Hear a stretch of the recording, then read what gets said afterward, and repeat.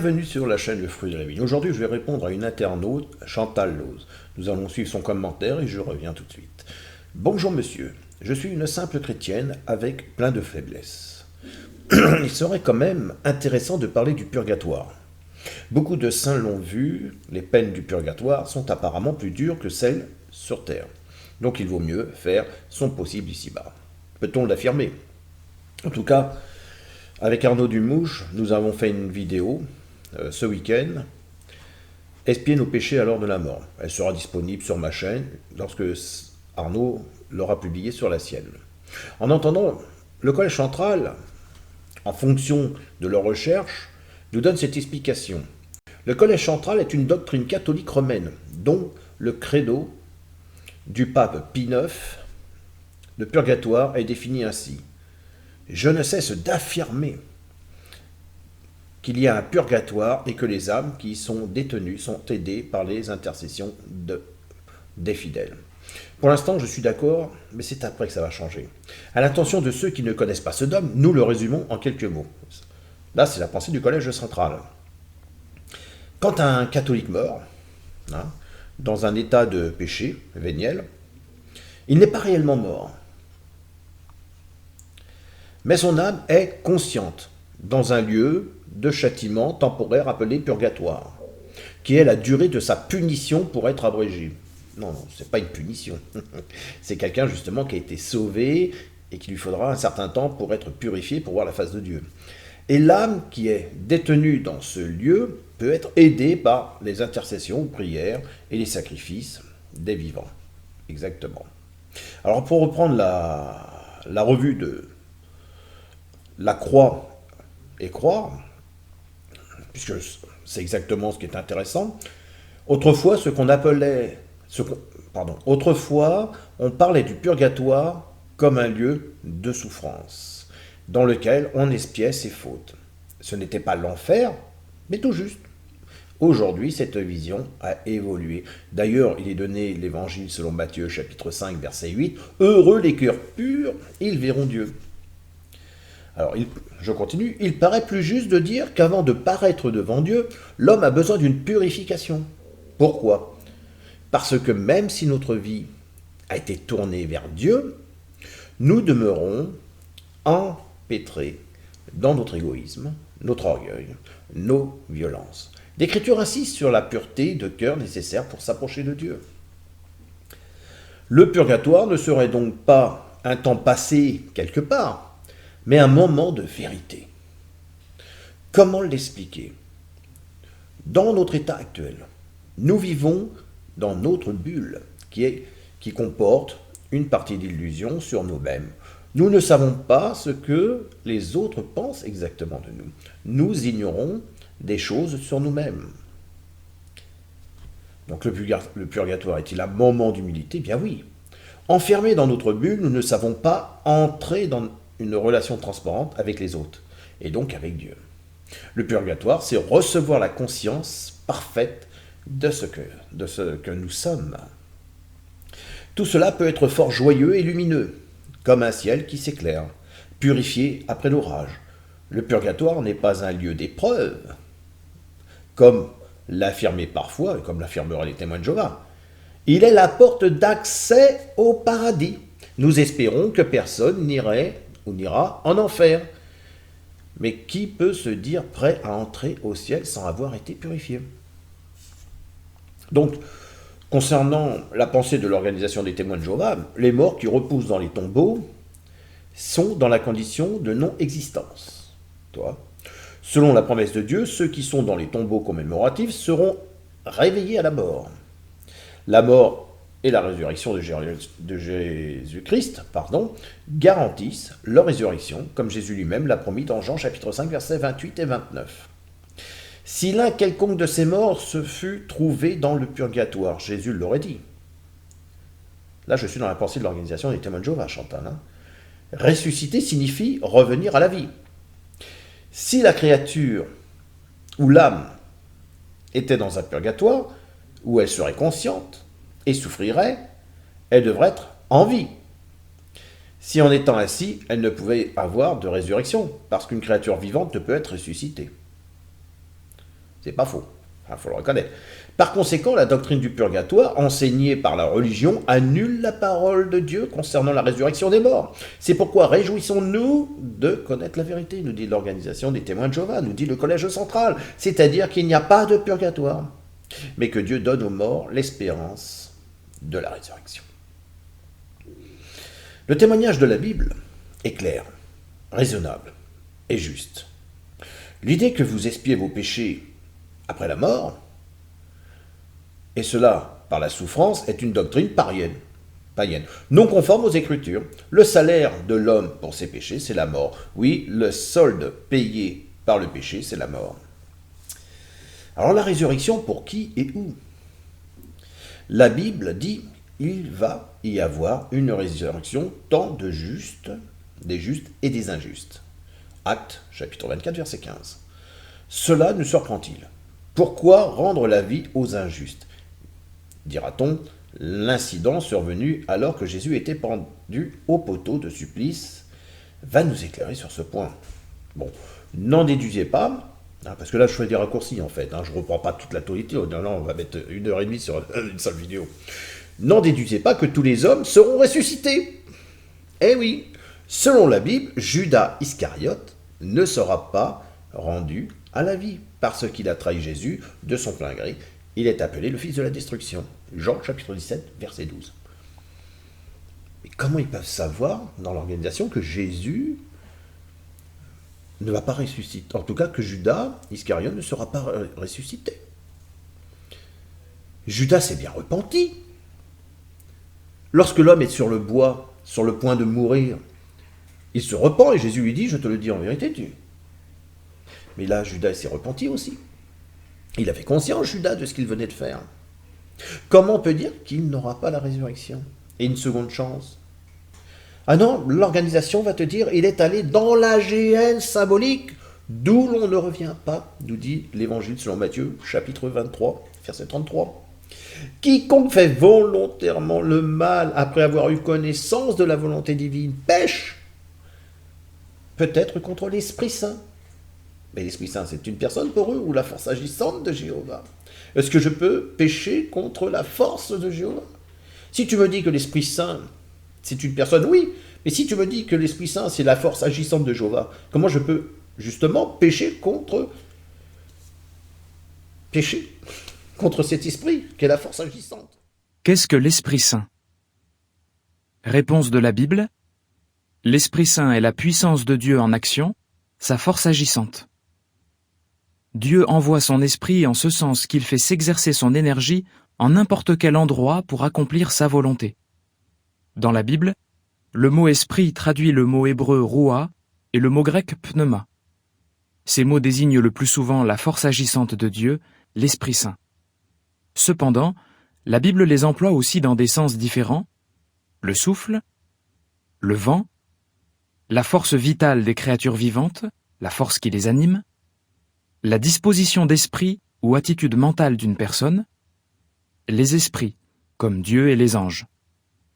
Tous ces sens impliquent quelque chose d'invisible aux humains, mais qui a des effets visibles. Ainsi, l'Esprit de Dieu, comme le vent, est invisible, immatériel et puissant. An Expository Dictionary of New Testament Words de William Vine. La Bible parle aussi de l'Esprit de Dieu comme de ses mains ou de ses doigts. Tout comme un artisan se sert de ses mains et de ses doigts pour accomplir son travail, Dieu s'est servi de son esprit pour produire des choses comme l'univers, la Bible, les miracles accomplis par ses serviteurs du passé et leurs prédications zélées, les belles qualités manifestées par ceux qui lui obéissent.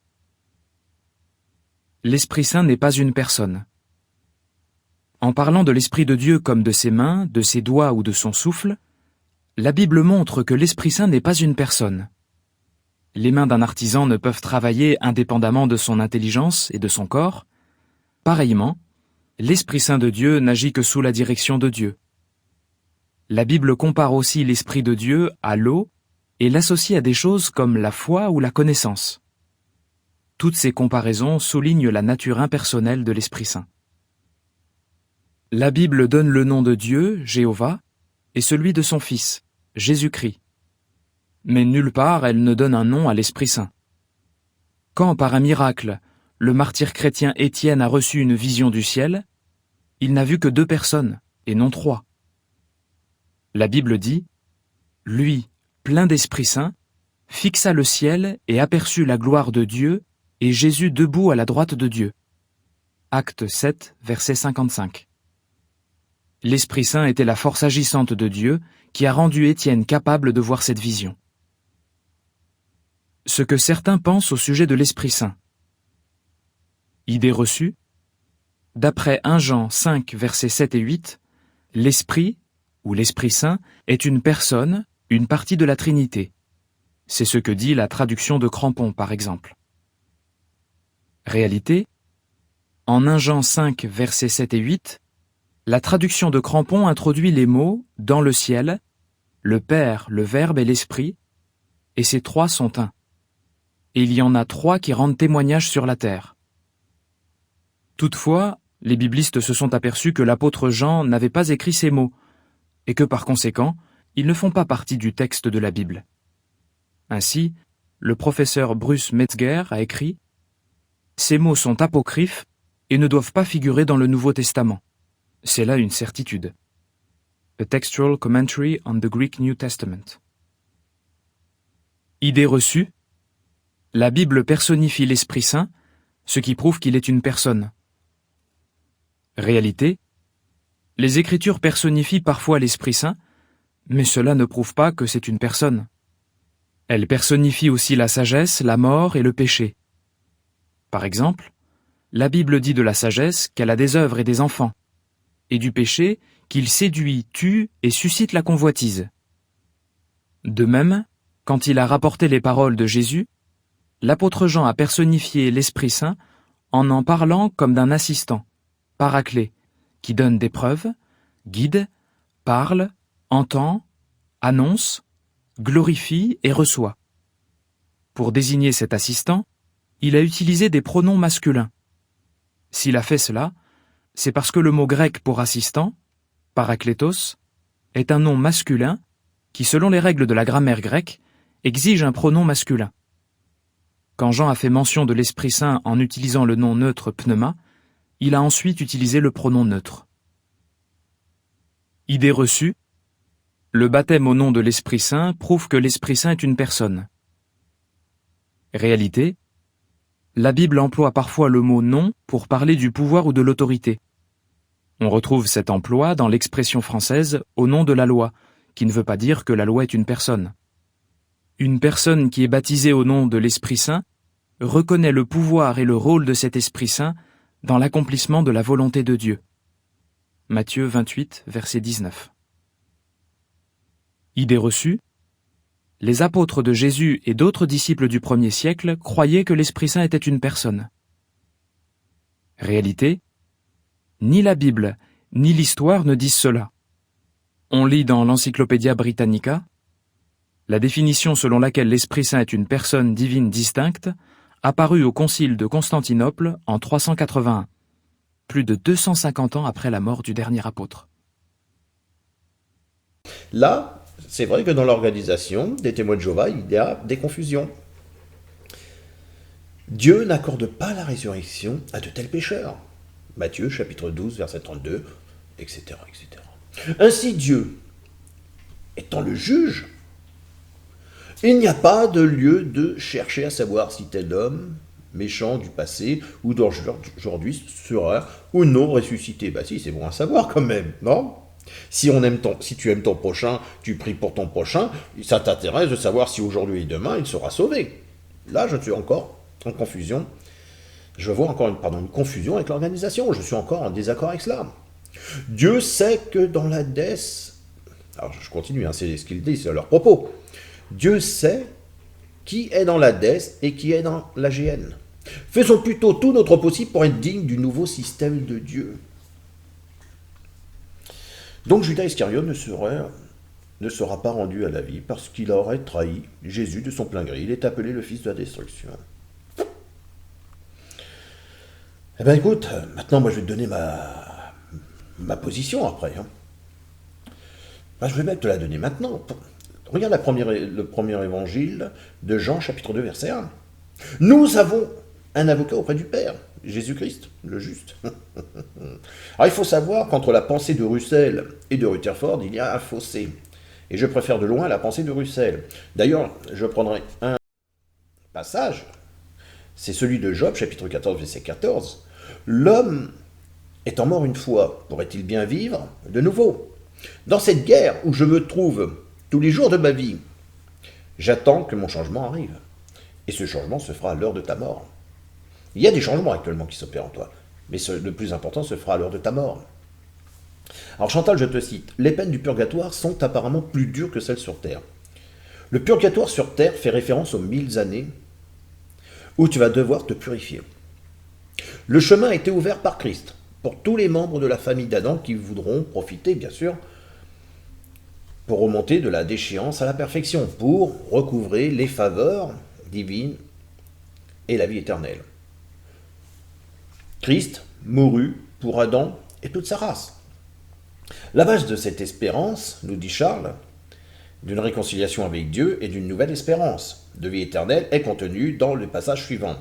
Christ mourut pour nos péchés. Il ressuscita pour notre justification.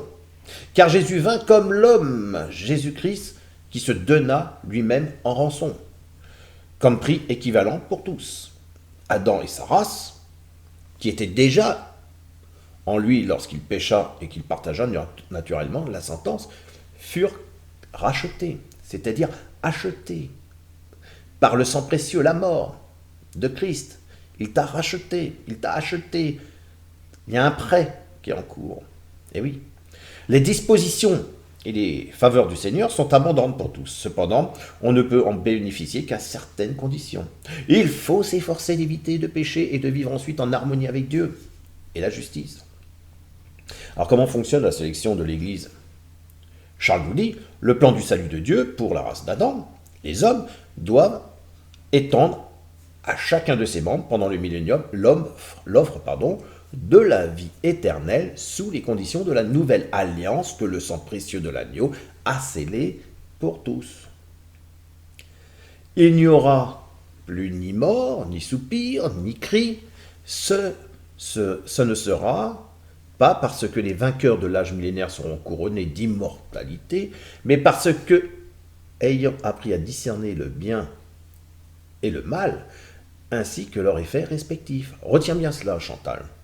Ils auront développé et formé des caractères en parfait accord avec Dieu, avec la justice, et parce qu'ils auront subi victorieusement les épreuves démontrant qu'ils désireraient ne pas pécher même si l'occasion se présentait sans entraîner aucun châtiment.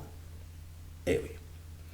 Ces humains n'auront cependant pas la vie en eux-mêmes, car leur existence dépendra encore des aliments et autres choses nécessaires donnés par Dieu dans l'entretien de la vie.